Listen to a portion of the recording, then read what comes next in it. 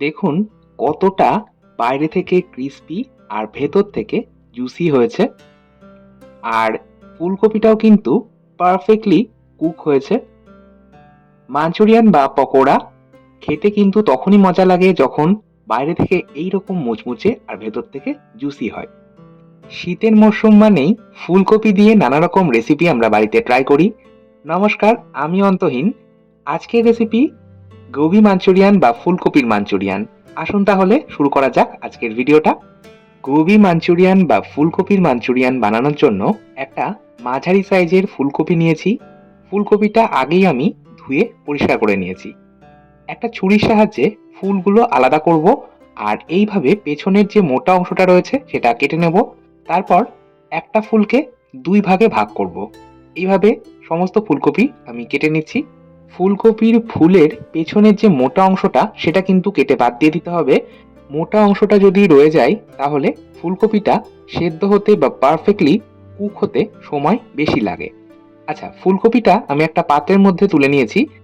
এর মধ্যে আমি দিয়ে দিলাম 2 কাপ জল। এর সাথে দিয়ে দেবো হাফ চা চামচ লবণ। এবার এই পাত্রটা গ্যাস ওভেনে বসিয়ে নিলাম।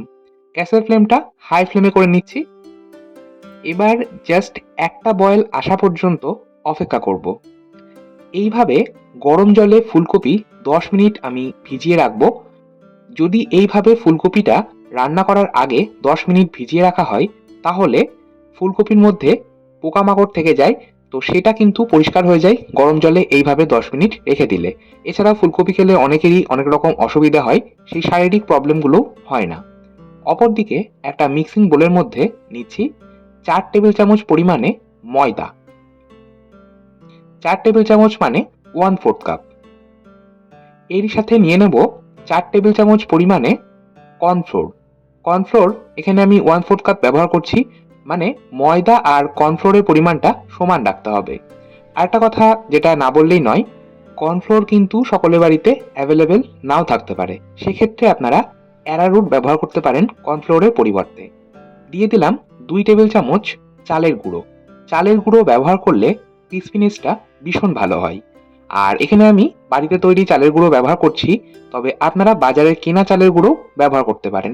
তাতেও কিন্তু মাঞ্চুরিয়ান বা পকোড়া ভীষণই মুচমুচে হয়। হাফ চা চামচ লবণ দিলাম। এর সাথে দিয়ে দেবো হাফ চা চামচ গোলমরিচ গুঁড়ো। আচ্ছা, আপনারা লবণ আর গোলমরিচ গুঁড়োর পরিমাণটা নিজেদের স্বাদ মতন রাখবেন। যদি ঝাল বেশি খেতে চান সেক্ষেত্রে গোলমরিচের পরিমাণটা বাড়িয়ে নেবেন। একটা পাত্রের মধ্যে নিচ্ছি 1 চা চামচ আদা রসুন বাটা। এরই মধ্যে 1 চা চামচ জল দিচ্ছি। এবার এই আদা রসুন বাটা আর জলটা মিশিয়ে নিচ্ছি। এই কাজটা করার কারণ হলো, আদা রসুন বাটাটা আমার যেহেতু একটু চাপ ধরা বা ঘন রয়েছে, এটাকে পাতলা করবার জন্যই জলটা ব্যবহার করছি। আপনাদের যদি আদা রসুন বাটা বেশ পাতলাই থাকে সেক্ষেত্রে কিন্তু জল ব্যবহার করার প্রয়োজন নেই। এই আদা রসুন বাটাটা আমি শুকনো উপকরণগুলোর সাথে মিশিয়ে নিচ্ছি। এইভাবে আদা রসুন বাটা যদি একটু পাতলা করে তারপর মিশিয়ে নেওয়া হয় শুকনো উপকরণের সাথে, তাহলে খুব ভালোভাবে মিশে যায়। আচ্ছা, অপরদিকে 10 মিনিট হয়ে গেছে। আমার ফুলকপিগুলো ব্লাঞ্চ করা বা ভাপিয়ে নেওয়া হয়ে গেছে। ফুলকপি কিন্তু সেদ্ধ করব না আমরা, জাস্ট একটু নরম হয়ে যাবে, তারপরেই আমরা জল থেকে সেটা তুলে নেব। এবার এই শুকনো উপকরণগুলোর সাথে আমি ফুলকপিটা মিশিয়ে নিচ্ছি। খুব ভালো করে মিশাতে হবে। চামচের সাহায্যে যদি কাজটা করতে অসুবিধা হয়, হাত দিয়ে করতে পারেন আমার মতন। হাত দিয়ে করলেই আমার মনে হয় বেশি সুবিধা হবে।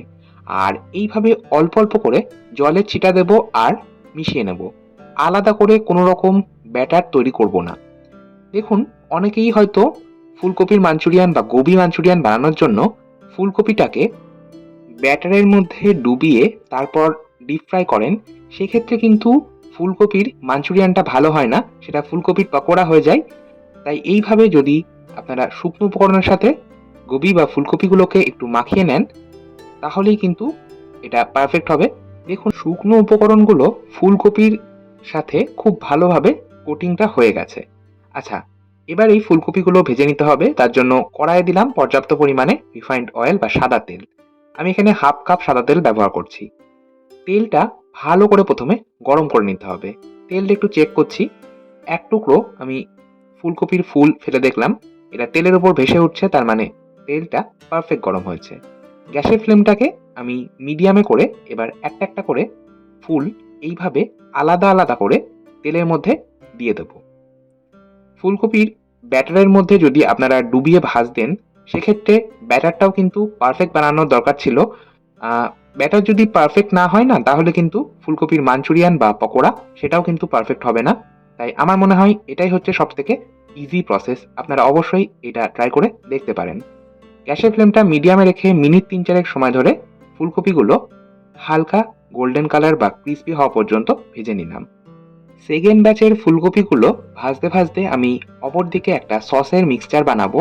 তার জন্য যে পাত্রটার মধ্যে আমি ফুলকপিটা রেডি করেছিলাম, সেই পাত্রটার মধ্যেই দিয়ে দিচ্ছি ১ চা চামচ হোয়াইট ভিনিগার। যে কোনো চাইনিজ আইটেম রান্নার জন্য অবশ্যই হোয়াইট ভিনিগার প্রয়োজন। দিচ্ছি ২ চা চামচ green chilli sauce. Green chilli সসের পরিবর্তে রেড চিলি সসও ব্যবহার করতে পারেন। দিয়ে দিচ্ছি ৩ চা চামচ ডার্ক সয়া সস। চাইলে লাইট সয়া সসও ব্যবহার করতে পারেন। আর এরই সাথে দিয়ে দেবো ৪ চা চামচ টমেটো কেচাপ। মাঞ্চুরিয়ানে অবশ্যই টমেটো কেচাপের পরিমাণটা বেশি রাখতে হয়। আর আপনারা একটা জিনিস নিশ্চয়ই লক্ষ্য করছেন, এই যে সস আর ভিনিগারের পরিমাণটা আমি নিয়েছি, এটা হচ্ছে 1:2:3:4, মানে ১, ২, ৩, ৪। আপনারা একটু পরিমাণটা দেখুন। এইরকমভাবে যদি নেওয়া হয় মাঞ্চুরিয়ান পারফেক্ট হবে। আচ্ছা, এখানে আমি 1/4 চা চামচ লবণ দিচ্ছি আর হাফ চা চামচ মতন চিনি দিচ্ছি। লবণ আর চিনির পরিমাণটা আপনারা ইচ্ছে মতন বা স্বাদ মতন রাখতে পারেন। মাথায় রাখবেন, সসের মধ্যেও কিন্তু লবণ আর চিনির একটা ভাগ থাকে। তাই অবশ্যই স্বাদ মতন এখানে লবণ আর চিনিটা ব্যবহার করতে হবে। ১ টেবিল চামচ কর্নফ্লোর দিলাম, চাইলে অ্যারারুট ব্যবহার করতে পারেন। আর ১ কাপ জল আমি ব্যবহার করব এই মাঞ্চুরিয়ানের গ্রেভিটা তৈরি করার জন্য। সমস্ত রকম সস আর কর্নফ্লোর ভালো করে মিশিয়ে একটা মিক্সচার তৈরি করলাম। এবার আমি মাঞ্চুরিয়ানগুলো আপনাদের একটু দেখিয়ে দিই।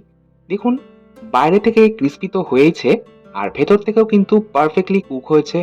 আলাদা করে কোনো রকম ব্যাটার তৈরি করার প্রয়োজন পড়ে না। অপরদিকে ফুলকপিগুলো ভেজে নেওয়ার পর কড়াইয়ে যে তেলটা রয়ে গেছে, সেখান থেকে আমি কিছুটা পরিমাণে কমিয়ে নিচ্ছি। আমাদের গ্রেভির জন্য এতটা তেল প্রয়োজন নেই। এবার গ্যাসের ফ্লেমটা একদম হাই ফ্লেমে করে নিলাম।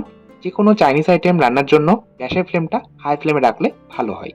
এখানে আমি নিয়েছি ১ টেবিল চামচ মিহি করে কুচিয়ে নেওয়া রসুন, ১ টেবিল চামচ মিহি করে কুচিয়ে নেওয়া আদা, আর ৪টে কাঁচা লঙ্কা যেটা মিহি করে কুচিয়ে নিয়েছি। কাঁচা লঙ্কাটা আপনাদের ইচ্ছে মতন বা স্বাদ মতন ব্যবহার করবেন। এই ৩টে উপকরণ দেওয়ার পর ৪০ থেকে ৫০ সেকেন্ড ভেজে নেওয়ার পর দিয়ে দিলাম ২টো মাঝারি সাইজের পেঁয়াজ। পেঁয়াজটাও একদম ছোট করে কুচিয়ে নিয়েছি। পেঁয়াজটাও হাই ফ্লেমে জাস্ট ৩০ থেকে ৩৫ সেকেন্ড নাড়াচাড়া করে নেওয়ার পর দিয়ে দিলাম 1/4 কাপ পরিমাণে স্প্রিং অনিয়ন। স্প্রিং অনিয়ন যদি না থাকে আপনাদের কাছে, আপনারা স্কিপ করতে পারেন। আবার চাইলে পেঁয়াজকলি স্প্রিং অনিয়নের সাবসিকুয়েন্স হিসেবে বা পরিবর্তে ব্যবহার করতে পারেন। আচ্ছা, এখানে আমি দিয়ে দিলাম 1/4 কাপ ছোট করে কুচিয়ে রাখা ক্যাপসিকাম। ক্যাপসিকাম দেওয়ার পর আর জাস্ট ৩০ থেকে ৩৫ সেকেন্ড একটু নাড়াচাড়া করব। ক্যাপসিকাম দেওয়ার পর কিন্তু খুব বেশি সময় ভাজবার প্রয়োজন নেই। অপরদিকে সসের যে মিক্সচারটা বানিয়েছিলাম, সেটা একটু চামচ দিয়ে নাড়াচাড়া করে নিলাম।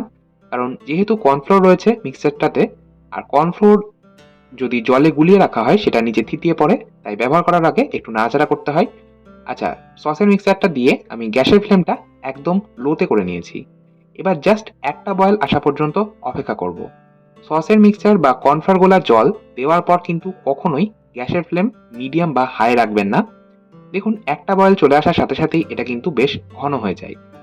এবার আমি ভেজে রাখা মাঞ্চুরিয়ান বলগুলো দিয়ে দিলাম। সমস্তটা মিশিয়ে নিচ্ছি। আর অবশ্যই আপনারা গ্যাসের ফ্লেমটা বন্ধ করার পরেই কিন্তু ভেজে রাখা মাঞ্চুরিয়ানগুলো গ্রেভির মধ্যে দিতে হবে। যদি গ্যাসের ফ্লেম অন করে মাঞ্চুরিয়ান গ্রেভির মধ্যে দেওয়া হয়, তাহলে মাঞ্চুরিয়ানের যে ক্রিস্পিনেসটা থাকে সেটা একেবারে নষ্ট হয়ে যায় আর খেতে একদম ভালো লাগে না। তৈরি হয়ে গেল গোবি মাঞ্চুরিয়ান। আজকের মতো এই পর্যন্তই। আবার চলে আসবো নতুন কোনো ভিডিও নিয়ে। ধন্যবাদ।